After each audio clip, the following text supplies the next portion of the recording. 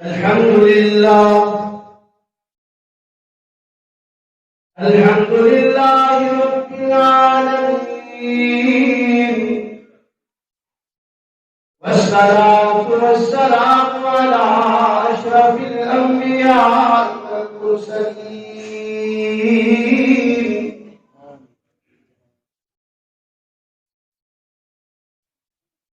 الحمد لله وحده، والصلاة والسلام على من لا نبي بعده، وعلى آله وأصحابه الذين أوفوا وأهدى، الذين هم مفاتيح الرحمة ومصابيح النور. أعوذ بالله من الشيطان الرجيم.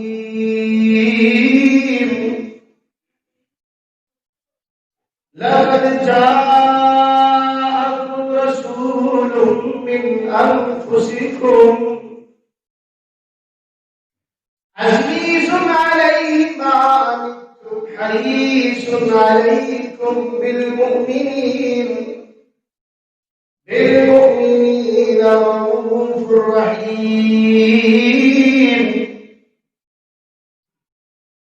وقال النبي صلى الله عليه وسلم: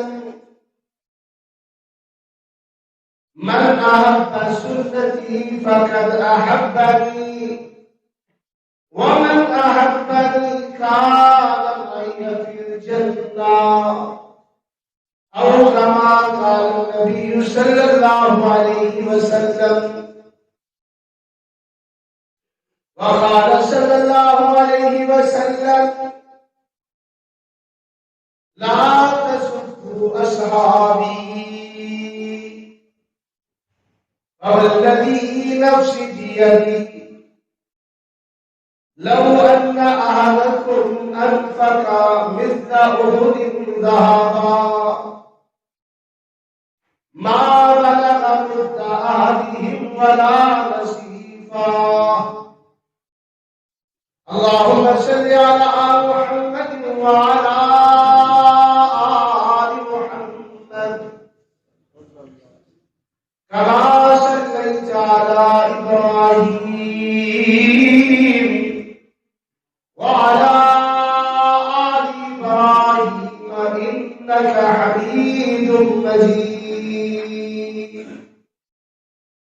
اللهم بارك على محمد وعلى آل محمد كما باركت على إبراهيم وعلى آل إبراهيم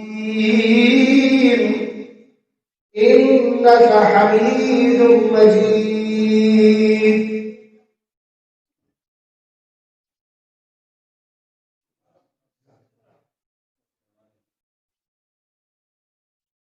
ہر قسم کی حمد و ثنا الہ العالمین رب العالمین کے لیے خاص، جو پالنے والا ہے تمام جہانوں کا.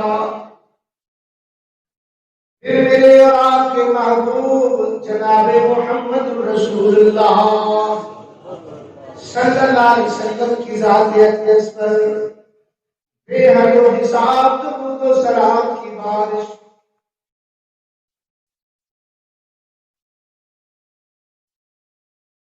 معزز علماء کرام، میرے نہایت ہی قابل احترام عبد العزیز بھائی دوست اسٹیج پر تشریف فرما ہے، اور بہت ہی احتراموں کے لائق، عزتوں کے لائق آپ تمام حضرات، اللہ رب العالمین آپ کا آنا قبول فرمائے، اور اس غیر گزرے دور میں اللہ کے گھر میں ہمارا بیٹھنا قبول فرمائے.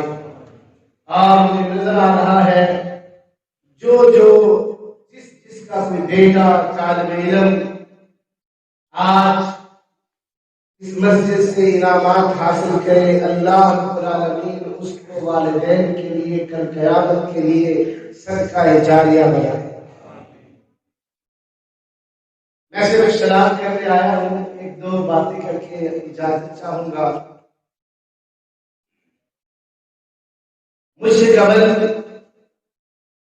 میرے بھائی حکیم رضا اللہ حفظہ اللہ بڑا خوبصورت خطاب فرما رہے تھے، اشعار سنا کر اپنی تہذیب کو اجاگر کر رہے تھے، اور میرے بعد ماشاء اللہ علاقہ کی مشہور و معروف شخصیت بھائی طارق ضیاء حفظہ اللہ وہ آپ سے ہم کلام ہوں گے۔ عزیز دوستوں بزرگوں،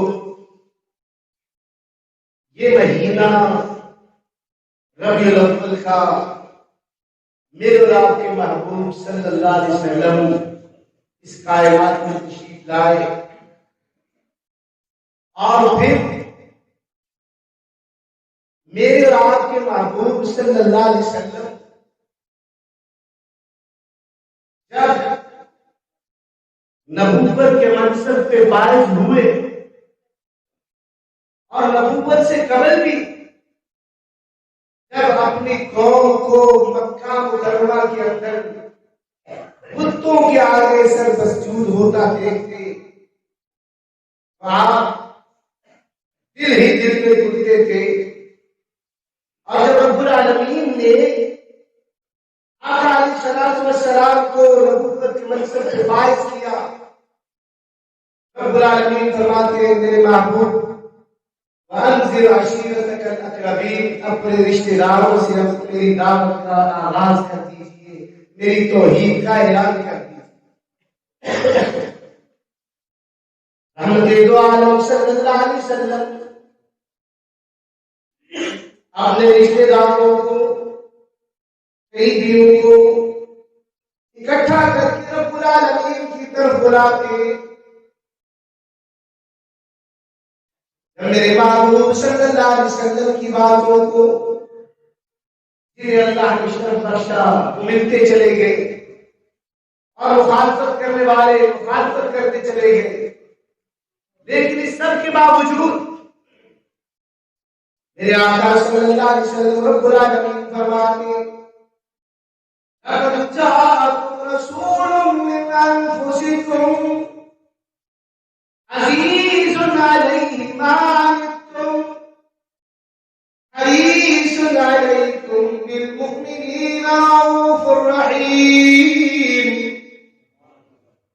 یہ وہ محبوب ہے، یہ وہ رب العالمین کے پیارے، ہر وقت اپنی امت کی خاطر اللہ اکبر حریص، جب دیکھو رات کو اپنی امت کے لیے رب العالمین سے دعائیں کر رہے، جب دیکھو رب العالمین سے اپنے صحابہ کے لیے، امتیوں کے لیے رب العالمین فرماتے لَقَدْ جَاءَكُمْ رَسُولٌ مِّنْ أَنفُسِكُمْ عزیز علیہ ما عنتم حریص علیکم بالمؤمنین رؤوف رحیم۔ میرے محبوب آئے، مظلوموں کو داد نصیب دی، میرے آقا آئے، عورتوں کو ان کے حقوق ملے۔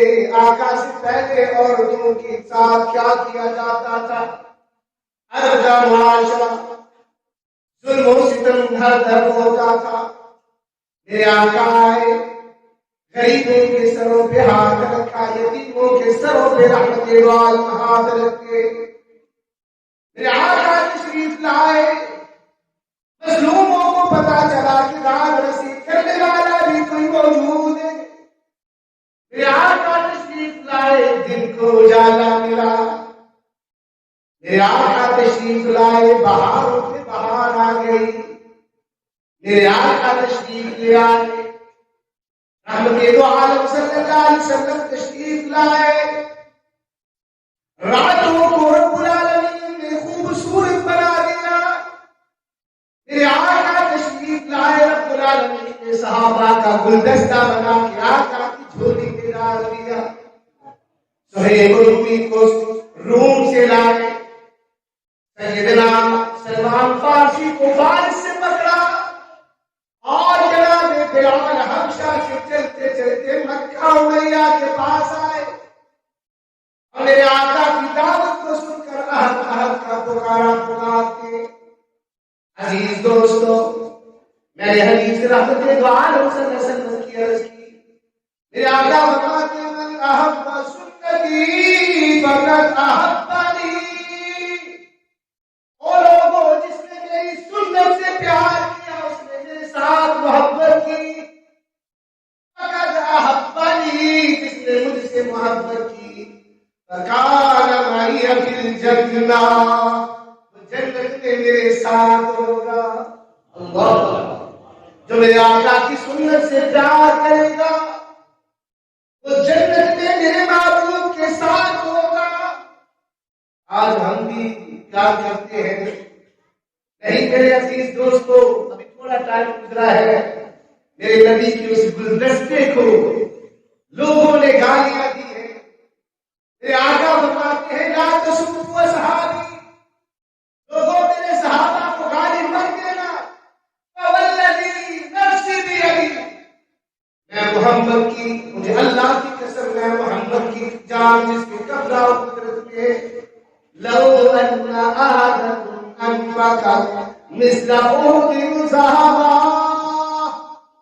تم میں سے کوئی شخص اور پہاڑ جتنا بھی سونا خرچ کر ڈالے، ما بلغ مد احدهم ولا نصیبا، میرے ایک صحابی کی مٹھی پر خرچ کیے ہوئے جو یا آدھی مٹھی، اس کے لیے اجر و ثواب کو نہیں پہنچ سکتا.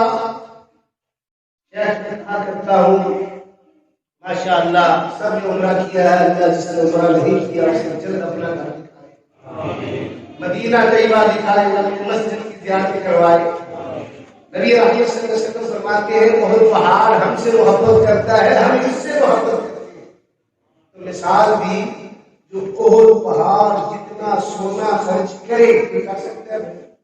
یہاں کچھ سلیانہ میں موجود ہے، کبھی دیکھا آپ نے کسی سلیانے نے اپنی بیٹی کو 2 کلو کا زیور دیا، 4 کا دیا ہے؟ جب بھی سنو گے دونوں کے ساتھ سنتا ہے.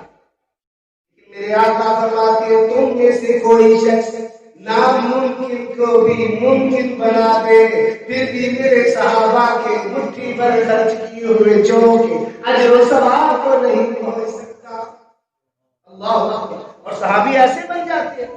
نہیں نہیں، میرے آقا فرماتے ہیں صحابی کی شان یہ ہے کہ اگر ایک لمحہ بھی جس نے ایمان کی حالت میں مجھے دیکھ لیا اس نے جہنم کی آگ حرام ہے. یہ ہے صحابہ. ایک بات کر کے اپنی بات کو ختم کرتا ہوں. شعیب بن غفلہ، امام ذہبی رحمہ اللہ کی تذکرۃ الحفاظ کتاب ہے، اس کے اندر یہ لکھا ہے شعیب بن غفلہ ایمان لے چکے ہیں، مدینہ طیبہ سے بہت دور ہے، بہت دور ہے. کہا بچوں میں چاہتا ہوں نبی رحمت صلی اللہ علیہ وسلم کی زیارت کر کے آؤں. ایمان تو لا چکا ہوں لیکن اب تک صحابی نہیں بنا. بیٹے کہتے ابا جان آپ کی آنکھوں کی بینائی ختم ہو چکی ہے، نظر آپ کو نہیں آتا، 6 مہینے کا سفر ہے، آپ کیسے مدینہ پہنچے؟ کہا میں جاؤں گا، مجھے صحابی بننا ہے. 6 مہینے کا سفر کر کے یہ بوڑھے شعیب بن غفلہ مدینہ طیبہ کی پہلی گلی میں قدم رکھتے ہیں. جناب صحابہ رسول صلی اللہ علیہ وسلم کے گروہ آ رہا ہے. انہیں کہا کہ میں محمد رسول اللہ صلی اللہ علیہ وسلم کو ملنے آیا ہوں. کیا کہا انہوں نے؟ میں صحابی بننے آیا ہوں. آگے سے بتلایا گیا کہ ہم تم لیٹ ہوتے ہو، ابھی ابھی جناب محمد رسول اللہ کو ہم دفن کیا. عزیز دوستو، آج لوگ سمجھتے ہیں صحابہ کو گالیاں دے کے یہ جنت میں چلے جائیں گے، یہ ان کا ایمان جو ہے وہ سلامت رہے گا. بیت اللہ کے ایک شخص طواف کر رہا اور دعا کیا کر رہا ہے رب العالمین سے اللہ مجھے معاف کر دے، لیکن مجھے پتہ ہے اللہ کو مجھے معاف نہیں کرے. اللہ مجھے معاف کر دے. رب العالمین تیرے گھر میں آیا. رب العالمین تیرا گھر جو وہ گھر ہے جہاں تیرا اعلان ہوتا ہے. کیا اعلان؟ وَمَن يَعْمَلْ سُوءًا أَوْ يَظْلِمْ نفسا، وہ دور سے آنے والے حاجی، وہ عمرہ کرنے کے لیے آنے والے اللہ کے گھر بیت اللہ پہ قرآن کریم سورہ نساء کی آیت لکھی، وَمَن يَعْمَلْ سُوءًا أَوْ يَظْلِمْ نَفْسَهُ، اپنی جان پہ ظلم کر بیٹھے گناہگار ہو، گناہ کر کیا ہے، آج رب العالمین کے در پہ آئے، ثم يستغفر اللہ، اللہ کے سامنے استغفار توبہ کرنا تمہارا کام ہے، یعنی اللہ غفور الرحیم، مجھے رب العالمین کو غفور الرحیم پاؤ گے۔ اس گھر کے اندر یہ شخص کہتا ہے اللہ مجھے معاف کر دے، اور ساتھ ہی کہتا ہے مجھے پتا ہے تو مجھے معاف نہیں کرے گا۔ پوچھنے والے نے پکڑا، پوچھا پھر ایسی بات کیوں کرتا ہے؟ کہا بات یہ ہے میں وہ ظالم ہوں جس نے سیدنا عثمان غنی کی شہادت کے بعد ان کے چہرے سے کپڑا ہٹا کے تھپڑ مارا تھا، اور میرا ہاتھ دیکھیے اس وقت سے میری یہ بات شل ہے، رب العالمین کس طرح مجھے معاف فرمائے گا؟ میرے عزیز دوستو، یہ صحابہ کی شان، یہ مقام کس وجہ سے؟ اس پیغمبر صلی اللہ علیہ وسلم کی وجہ سے کہ جس کے بارے میں رب العالمین فرماتے ہیں لَقَدْ جَاءَكُمْ رَسُولٌ مِّنْ أَنفُسِكُمْ عَزِيزٌ عَلَيْهِ مَا عَنِتُّمْ حَرِيصٌ عَلَيْكُمْ بِالْمُؤْمِنِينَ رَءُوفٌ رَحِيمٌ۔ انشاءاللہ پھر کبھی وقت ملا تو اسی موضوع کو تفصیل سے اللہ مجھے آپ کو عمل کی توفیق عطا فرمائے۔